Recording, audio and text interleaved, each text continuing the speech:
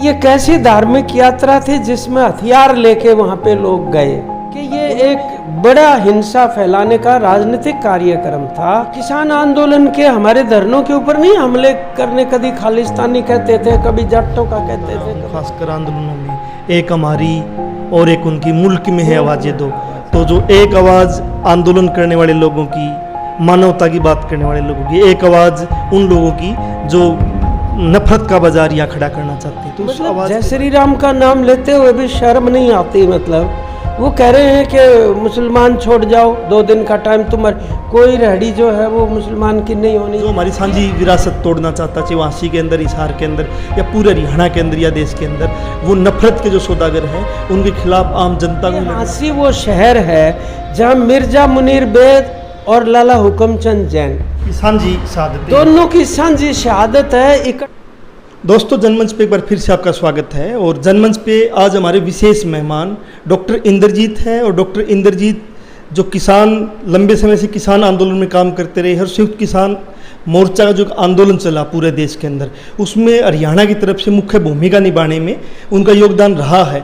और कोई भी हरियाणा के अंदर घटना घटती है तो उसके ऊपर एक पैनी नज़र रखते हुए उसको सही दिशा देना, उस घटना का मूल्यांकन करना, ये उनका पूरा एक दायित्व रहा है। और आज जिस प्रकार से कुछ ताकतें यहाँ नफरत का बाजार खड़ा करना चाहती है, उस नफरत के बाजार में जो मोहब्बत की दुकान खोलने का काम डॉक्टर इंद्रजीत और इनके साथी करते रहे हैं। मेवात के अंदर जब घाटमिका के अंदर नासिर जुनैद की हत्या किया, उससे पहले वारिस की किया, उससे पहले भी अखलाक की जिनकी भी हत्याएं हुई, तो उस टाइम भी किसान सभा की तरफ से इन्होंने वहाँ जाकर पीड़ितों के पक्ष में काम किया है, पीड़ितों की मदद की है। और उस टाइम से एक नज़र इनकी बनी हुई है। तो अभी जो एक ये यात्रा थी, जो धार्मिक यात्रा बोला गया है, कोई इसको राजनीतिक धार्मिक यात्रा बोल रहा है, इसके बारे में, इसके पीछे क्या साजिश थी, क्या नफरत का बाजार खड़ा करने की कोशिश की गई इस यात्रा के माध्यम से, और हरियाणा के बाकी ऐसे लोगों को किस प्रकार से इस यात्रा में शामिल किया गया, और जो हरियाणा के मुद्दे हैं उनसे कैसे एक मुंह मोड़ने की कोशिशें लोगों के ये की गई है, तो इस पे सारी पे हम चर्चा करेंगे। नमस्कार डॉक्टर साहब। नमस्कार, धन्यवाद। डॉक्टर साहब, एक बार फिर से, कभी गाय के नाम पे, कभी किसी यात्रा के नाम पे, मेवात की आबो हवा, जो प्यार की आबो हवा है, जो क्रांतिकारियों की धरती है, उसको एक बार फिर से आबो हवा बिगाड़ने की कोशिश की गई है, तो इसको कैसे देखते हो आप? ये जो 31 जुलाई की घटनाएं हैं, इससे बहुत पहले से ये बीजेपी का एक पॉलिटिकल प्रोजेक्ट है। आरएसएस, विश्व हिंदू परिषद वगैरह जो भी उनके, वो ये सत्ता में आने से भी पहले मेवात जो है वो इनके रेडार पर एक टारगेट की तरह से रहा है। मेवात केवल इसलिए नहीं उसको निशाना बना रहे क्योंकि वहाँ मेव मुस्लिम बहुल क्षेत्र है, बल्कि वो इसलिए भी निशाना बना रहे हैं उसको क्योंकि वहाँ पे रली मिली संस्कृति है। और जो भी मेव और गैर मेव यानी हिंदू या तमाम लोग इकट्ठे रहते आए हैं, एक बहुत ही शानदार इतिहास और विरासत उस इलाके की है।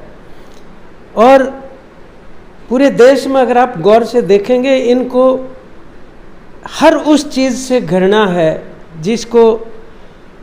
जिसके अंदर प्यार, मोहब्बत, लगाव, सद्भाव, परस्पर सहयोग, इकट्ठे रहने की संस्कृति है।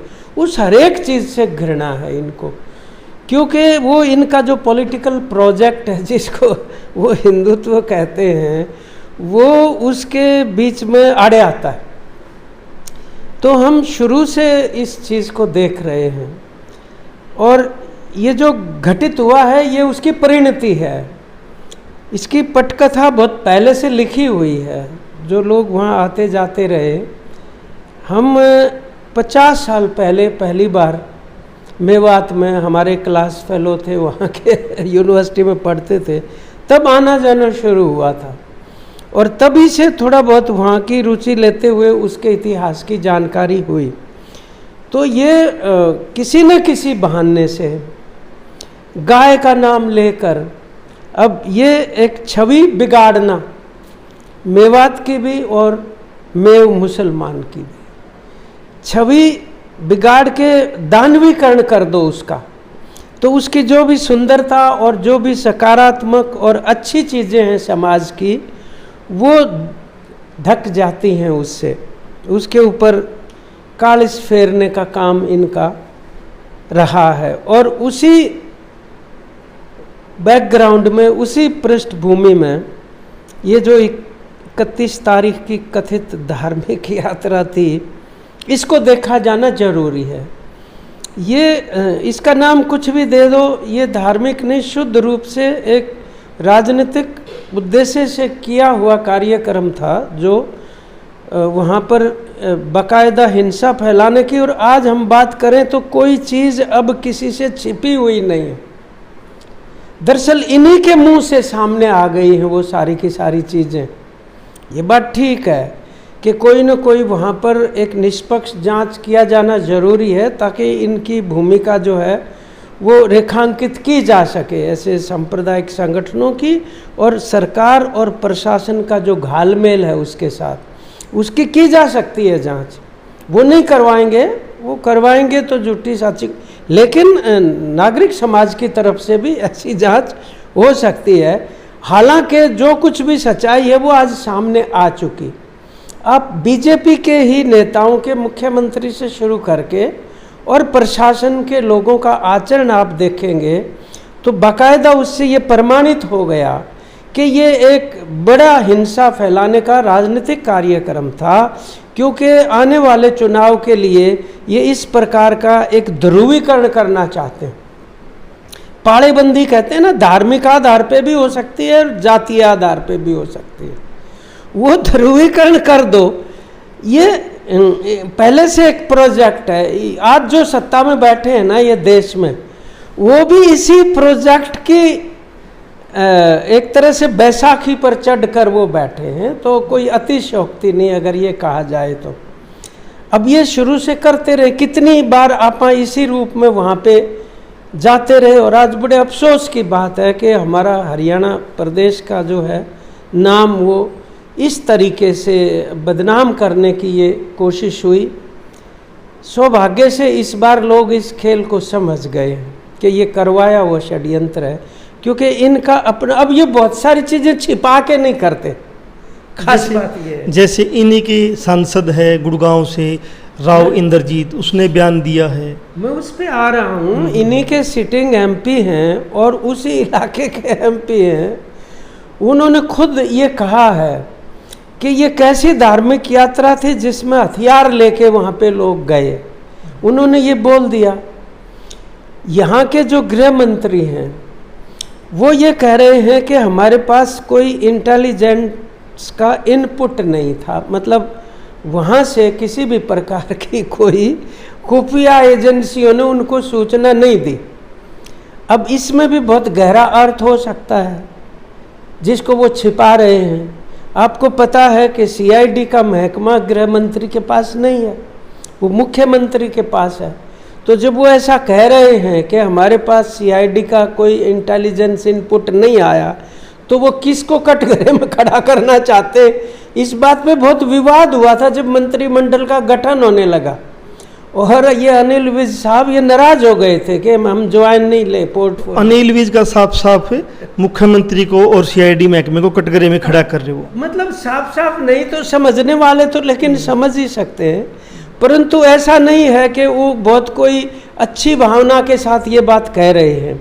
ये वही गृह मंत्री हैं जिन्होंने यहाँ तक कह दिया कि कई हजार लोगों को मंदिर के अंदर बंधक बना लिया और हो सकता है हमें वो हवाई जहाज से एयरलिफ्ट करने पड़े। अरे आप देखिए कि इस तरह के मौके के ऊपर सरकार आमतौर पे गृह मंत्रालय प्रशासन ये कहता है अफवाहें नहीं फैलाई जाएं ना। ये अफवाह नहीं तो क्या है, वहाँ के मंदिर के पुजारी ने कह दिया कोई किसी को बंधक नहीं बनाया, और आप हवाई जहाजों से एयरलिफ्टिंग की बात कर रहे हो यार। एयरफोर्स को बोल दिया गया है कि स्टैंड बाई पे रही। हाँ, मैं कह रहा हूँ कि जम्मू से श्रीनगर तक 4 हवाई जहाज से तो आपने एयरलिफ्ट नहीं किया, और पुलवामा का कांड हो गया इतना बड़ा, 42 जवान शहीद हो गए। यहाँ से आप एयरलिफ्ट करवा देंगे।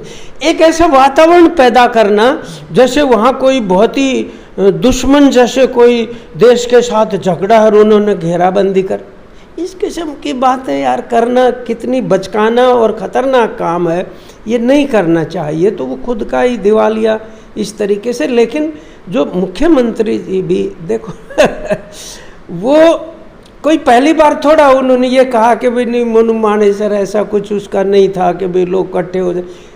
3 दिन से वीडियो सर्कुलेट हो रहे हैं, चुनौतियाँ दी जा रही, चैलेंज किया जा रहा है। और वो सीआईडी के जो बड़े अधिकारी हैं प्रदेश के, वो ये कह रहे हैं 10 दिन पहले से हमें पता था। पुलिस कप्तान नूह डिस्ट्रिक्ट के नहीं थे उस दिन, छुट्टी पे कैसे चले गए, और सारा दंगा और जो नुकसान करवाना तो करवाने के बाद किसी दूसरे एसपी को चार्ज दिया गया। ये तमाम बातें अब पब्लिक डोमेन के अंदर आ चुकी हैं, लोगों के संज्ञान में। लेकिन अब लोग ये समझने लग गए हैं, इनकी जो भी ये दुष्यंत चौटाला, मतलब इन्हीं के मुंह से सारी बात आ गई। दुष्यंत चौटाला कह रहे हैं उन्होंने ये नहीं बताया था कि हम कितने आदमी आएंगे। बताया यार, कोई बारात थोड़ी है जो ये बताएंगे कि इतने लोगों की बारात, तुम किस लिए। अब वो रोज तो उसको मतलब जिस तरीके की फजीती कर रखी थी, वो अखबारों ने ये लिखा कि ये जो इंडिया का जो गठबंधन बना है अपोजिशन का, उससे और किसी को पता नहीं क्या फ़ायदा नुकसान हुआ, लेकिन दुष्यंत चौटाला को जरूर फ़ायदा हो गया कि उसको निकाला नहीं इन्होंने। ये इस तरीके से चुनौती मान लिया, उसको लीज ऑफ लाइफ मिल गई कहते। ये तो इनकी हालत है। डॉक्टर साहब, एक तरफ तो पूरा हरियाणा के अंदर किसान आंदोलन अभी अलग अलग तरीके से, कोई मुआवजे के नाम पे, कोई दूसरे मांगों को लेकर, कहीं तीसरे मांगों को लेकर बन रहा है। इसके साथ में एक पूरे इलाके में बाढ़ आई हुई है और बहुत लोग उसकी सेवा में लगे हुए हैं। बाढ़ में जो लोग फंसे हुए थे, सरकार को कटघरे में खड़ा करने के लिए आंदोलन बन रहा है, बाढ़ पीड़ितों को मुआवजा मिले। दूसरी तरफ है कि ये करवा के क्या इन मुद्दों से ध्यान भटकाने के लिए तो ऐसा नहीं किया गया। कर्मचारी भी 3500 की मांग को लेकर आंदोलन पे है, दूसरे कर्मचारी अपनी मांगों को लेकर आंदोलन का बिगुल बजा चुके हैं। देखो उदय भाई, बात ये है कि ध्यान भटकाना ना भटकाना ये तो इनका रोज का काम है, ये कोई नई बात नहीं है। एक बार पूरी रणनीति को समझो कि ये है क्या शासन इनका। ये कारपोरेट और कम्युनल अलायंस है, यानी कारपोरेट और सांप्रदायिकता का गठजोड़ है जो राज कर रहा है देश के ऊपर, और वो लूट रहा है देश को, और ये बेच रहे हैं परिसंपत्तियों को और देश को। लेकिन वो सब करने के लिए जरूरी है कि लोगों में फूट डाल दो। ध्यान तो बटेगा ही बटेगा, इसमें कोई दो राय नहीं। लोगों को ही बांट दो ताकि कोई प्रतिरोध खड़ा ना हो सके। आप एक बात बताइए, गुड़गांव एक शहर इतना बड़ा जो आईटी का हब है, बहुत बड़ा, दिल्ली के नाक के नीचे कितने बड़े बड़े कॉरपोरेट के बिल्डिंगें और क्या क्या नहीं है।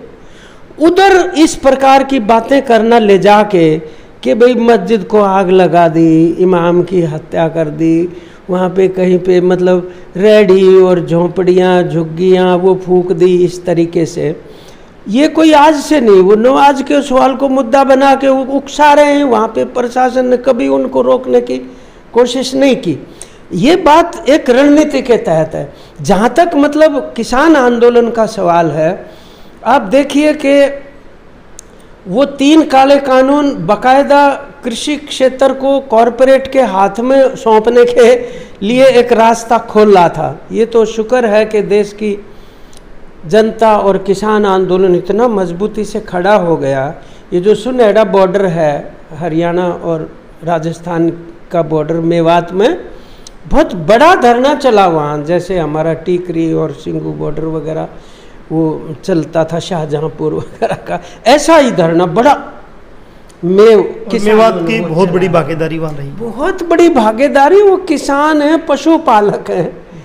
अब वो मतलब आप देखिए ना, पहलू खां गाय खरीद के ला रहे हैं जयपुर के मेले से, उनके पास रसीद है, उसके बावजूद लिंचिंग यानी पीट पीट के मार दिया गया। किसी को सजा हुई है आज तक? रकबर खान के घर जब हम गए, उसकी पीट पीट के हत्या कर दी। उसके घर 5 गाय बंधी हुई थी। और अब हम गए 4 साल उसकी हत्या के 4 साल बाद आज भी गायें बंधी हुई। हाँ, मैं ये कह रहा हूँ अब जो पशुपालक वो इसलिए भी हैं क्योंकि ब्रज का इलाका है, कोई अलग संस्कृति नहीं है वहाँ मेव मुसलमानों की, सबकी एक ही है, मेव हो चाहे गैर मेव हो, उनकी ब्रज संस्कृति बोली भी वही है सभी की। और वो एक दूसरे के त्योहारों को बहुत बड़ा आदर प्रदान करते हैं। कभी भी ये जो ब्रज 84 की परिक्रमा यात्रा वो तो सैकड़ों सालों से चलती है, ये वो यात्रा का हिस्सा थोड़ी है। कईयों ने इस तरीके का नाम उसके साथ जोड़ दिया, मतलब पता नहीं शोभा ब्रज क्या। अब शोभा कितना अच्छा शब्द है, वो इस प्रकार के मतलब दंगाग्रस्त प्रोजेक्ट के साथ उसको इस्तेमाल करना। उसमें जो मेव लोग हैं वही सेवा करते हैं, कावड़ियों की करते हैं। हमने मेवात के अलग अलग हिस्सों में हिंदू समुदाय से जो लोग हैं, सामाजिक एक्टिविस्ट है, वो कोई मंदिर का संचालक है, कोई कावड़ समिति का संचालक है, रामलीला समिति, उन्होंने उनसे बातचीत की तो उन्होंने बताया कि जैसे फिरोजपुर जिरका में रामलीला का जब सभा निकलती है, राम बारात, तो राम बारात का स्वागत मुस्लिम महिलाएं करती है। और मंदिर के अंदर कभी ऐसा नहीं हो, वो उन लोगों ने हमें बताया है, कावड़ यात्रा का वो लोग स्वागत करते हैं। मस्जिदों में रुकते हैं, ये जो ब्रज 84 परिक्रमा है वो मस्जिदों में रुकते हैं, कोई बात ही नहीं कभी इस किस्म की। गासेडा में जो मंदिर है उसकी रखवाली आजकल ताकि कोई शरारत ना कर दे, मेव गांव है, उन्होंने अपनी जिम्मेदारी 10-10 लोग वहाँ पर चौकीदारा करते हैं दिन रात, ताकि कोई मंदिर को नुकसान ना करे। बादस में गुरुकुल को बचाने के लिए गांव का सरपंच और गांव के लोग रात को 1 बजे तक डटे रहे भीड़ के सामने, भाई कोई इसके साथ उपद्रव न कर दे। हाँ बिल्कुल बिल्कुल यार, देखिए ये वो इलाका है, 6000 शहीद हुए थे 1857 में, और ये बल्कि अपने आप को कृष्ण के वंशज मानते हैं, जो यदुवंशी कहते हैं ना, यदुवंशी मानते, इसीलिए गौ पालन के साथ उनका, इसको सांप्रदायिक रंग देना या हिंदू मुसलमान करना वास्तव में वही कर सकता है जिसके बहुत ही मतलब संगीन मंसूबे हों नुकसान पहुंचाने के देश को और समाज को, वरना कोई ऐसा कर नहीं सकता है इस किस्म की चीज़ें।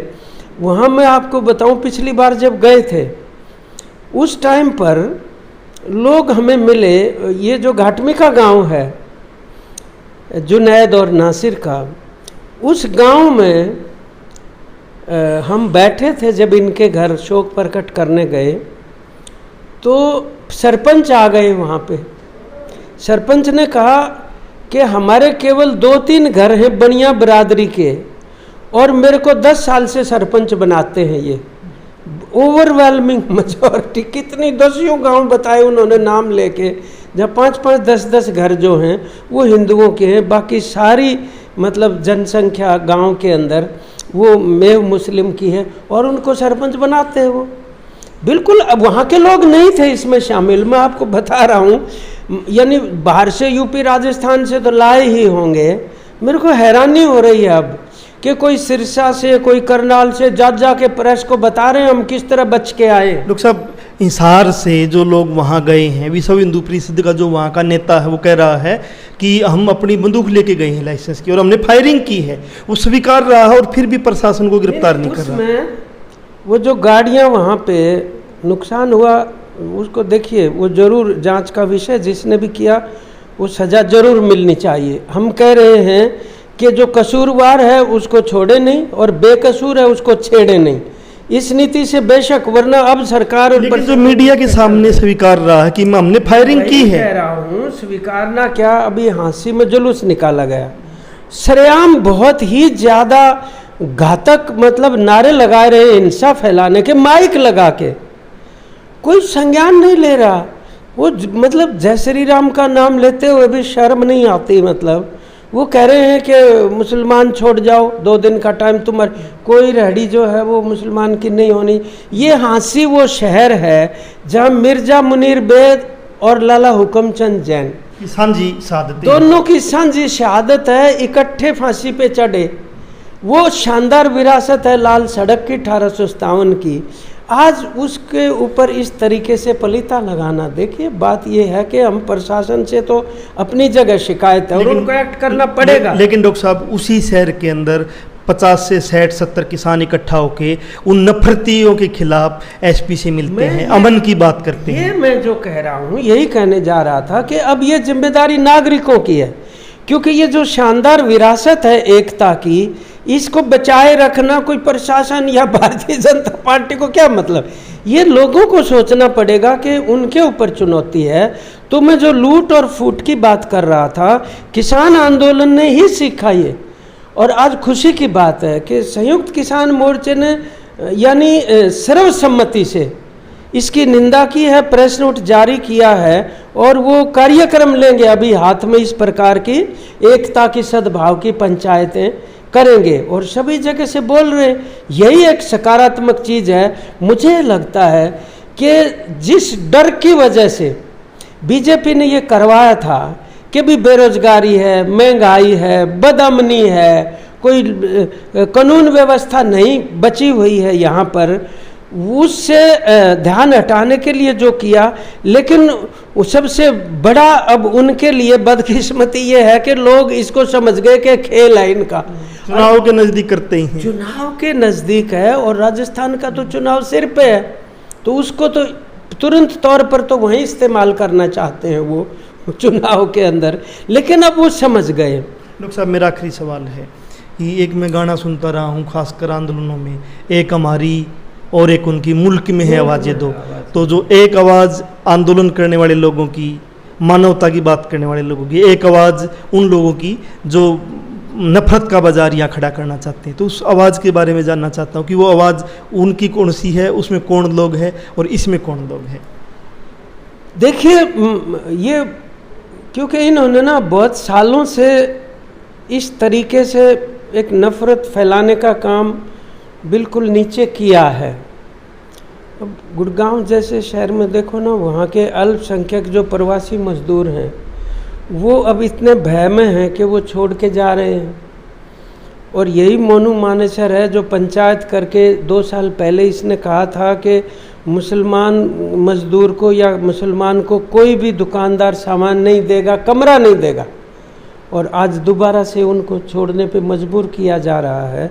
इन्होंने बहुत बड़े पैमाने पे ये किया है। ये किसान आंदोलन के हमारे धरनों के ऊपर नहीं हमले करने, कभी खालिस्तानी कहते थे, कभी जाटों का कहते थे, कभी कुछ कहते थे। पहलवान आंदोलन के दौरान नहीं इस किस्म की इन्होंने बातें की। तो काफ़ी लोग ऐसे हो सकते हैं। मैं नहीं कह रहा कि जो भी आज इनके पीछे पीछे चल रहा है वो सब के सब बदमाश होंगे या सब के सब षड्यंत्रकारी, और इनसे बहुत सारे एक मतलब धार्मिक आस्था की वजह से भावना में बह भी जाते हैं, और ये बात उधर भी लागू हो सकती है। ऐसी बात नहीं है कि केवल मैं जो एक विशेष समुदाय के लोगों के बारे में कह रहा हूँ। लेकिन डॉक्टर साहब, हमने जब से फिल्में देखनी शुरू की, आपने भी शुरू की होगी बहुत पहले, फिल्मों में ना बहुत आसानी के तरीके से समझा जाता है कि दंगा कौन करवा रहा है फिल्मों में, और दंगा करवाने के पीछे जो गुंडा है उसका क्या मकसद है।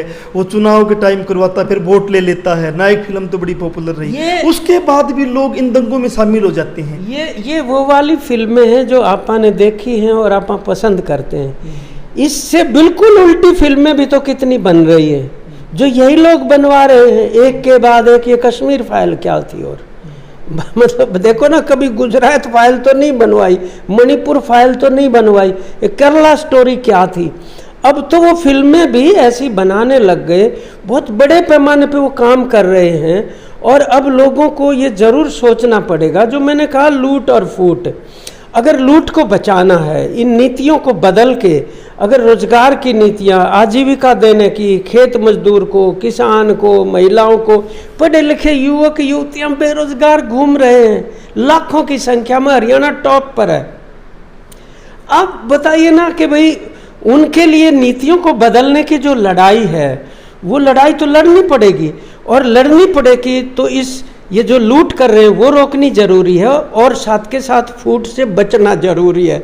तो ये कम्युनल कॉरपोरेट गठजोड़ के खिलाफ जो है एकता निर्मित करनी पड़ेगी, जो आजीविका के साथ साथ अपनी एकता का और देश की एकता की भी हिफाजत करेगी। वो एकता, ये बड़ा काम है, और आहिस्ता आहिस्ता लोग इस बात को समझने लग रहे हैं। लेकिन मैं जो जहाँ से शुरू से बात की थी कि सरकार जो संविधान की शपथ लेके बैठती है सत्ता में, उसको कम से कम नागरिकों को तो एक बराबर नज़रिए से देखना चाहिए ना। अलग अलग लोगों के लिए अलग अलग नियम थोड़ी ना होते हैं, मतलब कुछ भी कह देते हैं वो, यानी कोई गलतफहमी में या स्लिप ऑफ टंग थोड़ा है। जब मुख्यमंत्री ने 2 साल पहले आंदोलन के दौरान अपने पार्टी कार्यकर्ताओं को संबोधित करते हुए ये कहा कि डंडे निकाल लो, किसान आंदोलनकारियों से जैसे को तैसा के रूप में निपटो, थोड़े दिन जेल जाया ना। हाँ, थोड़े दिन जेल भी जाओगे, हीरो बन जाओगे। उसके बाद जब इतनी भयंकर आलोचना हुई चारों तरफ से, तब वो एक माता के मंदिर में जाके माफ़ी मांग ली, अपना बयान हम वापस लेते। उसके बाद तो कितनी तरीके के बयान वो देते रहे। और अभी देखो ना, हमारे 11 जिले बाढ़ग्रस्त हैं, हवाई सर्वेक्षण कर रहे हैं। और किसी पत्रकार ने पूछ लिया कि भाई पिछली बार भी आपका बहुमत नहीं आया था, अब तो स्थिति और भी खराब है, अगर आपको नहीं बनाएंगे तो आप क्या करोगे? बोला हम चद्दर तान के आराम से सोएंगे। मैंने कहा आप भी तो चद्दर तान के आराम से ही सो रहे हो, आप बताओ किसकी क्या मदद की है? लोगों ने अपने आप ही बांध बनाए हैं, अपने आप एक दूसरे की मदद की है। ये छोटी बात नहीं है कि हमारे जींद में, अंबाला में इकट्ठा कर कर के सामग्री, और पंजाब के सामग्री के साथ साथ फसल दोबारा लग सके, उसके लिए पनीरी है धान की, और चारा लेके गए हैं, दूध लेके गए, पीने का कितनी बड़ी एकता है। ये जो एकता है ना, ये उस किसान आंदोलन का बहुत शानदार एक परिणाम है। इसकी रक्षा करनी जरूरी है। इसीलिए अब इनके इरादों को जो है ना वो विफल करना पड़ेगा। और ये इस बारे में कोई कुछ भी बड़ा कांड कर सकते हैं। देखिए, ये किसी इस पे हैरानी नहीं होनी चाहिए, तो चौकस भी रहना चाहिए। और लोगों को अपने मोहल्ले में, अपने ज़िला में, तहसील में, ब्लॉक में बैठ के चर्चा करनी चाहिए, मजदूरों को भी, किसानों को, महिलाओं को, ग्रामीणों को, कि भाई हालात क्या है। कोई अगर भ्रमित है तो उनको समझाया भी जाए।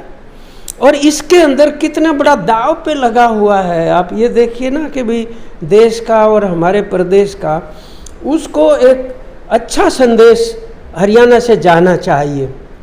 खराब तो जा ही चुका, लेकिन ये जो कहानियाँ आप घूम के आए हो, वहाँ पे देखा है, वहाँ हम भी जाते रहे, ये जानी जरूरी है कि एक मतलब अच्छे उदाहरण देने वाले लोग भी बहुत हैं। तो जल्दी से जल्दी ये तो अब सरकार की जिम्मेदारी बनती है कि वो स्थिति को सामान्य होने दें और अपनी गलतियों का एहसास करें। और इसके अंदर ये जो सांप्रदायिकता वाली बात, देखो धर्म और राजनीति को जब घालमेल किया जाएगा ना, तो उससे दोनों के लिए घातक है। ये धर्म के लिए भी और राजनीति के लिए भी। धर्म एक अलग चीज़ है, सांप्रदायिकता अलग चीज़ है।